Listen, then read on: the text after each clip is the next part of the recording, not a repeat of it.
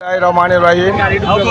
বাংলাদেশ জাতীয়তাবাদী দলের পক্ষ থেকে রাঙ্গুনিয়া সর্বস্তরের জনগণকে সালাম জানাই এবং আমরা আজকে আমাদের জাতীয় নির্বাহী কমিটির সদস্য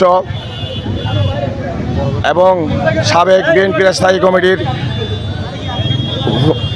আলহাজ সালাউদ্দিন কাদের চৌধুরী, শহীদ সালাউদ্দিন কাদের চৌধুরীর সুযোগ্য সন্তান হুমাম কাদের চৌধুরীকে নিয়ে আমরা আজকে রাঙ্গুনিয়ায় শান্তি ও সম্প্রীতির বার্তা নিয়ে এসেছি এবং এই বার্তা আমরা মন্দিরে গিয়েছি, বিভিন্ন এলাকায় গিয়েছি এবং সবাইকে সর্বস্তরের জনগণকে উনি বলে দিয়েছেন এবং আমাদের দলের নেতাকর্মীদেরকেও বলে দিয়েছেন, কেউ যদি সন্ত্রাস করে, চাঁদাবাজি করে, দখলদারিত্ব করে, এইগুলোর দায়িত্ব নেব না, এগুলো প্রশাসনকে তুলে দিতে হবে এবং প্রশাসন আগের মতো রাঙ্গুনিয়ার প্রশাসন স্বতঃস্ফূর্তভাবে রাঙ্গুনিয়ার প্রশাসনের পাশে রাঙ্গুনিয়াবাসী আছে এবং রাঙ্গুনিয়াবাসী সর্বাত্মক সহযোগিতা করবে।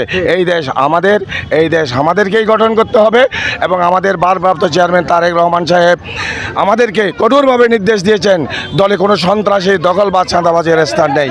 এই মেসেজটা দেওয়ার জন্য আমরা আজকে এখানে এসেছি এবং আমরা সমস্ত রাঙ্গুনিয়ায় আমাদের হাজার হাজার নেতাকর্মীদেরকে নিয়ে এসেছি।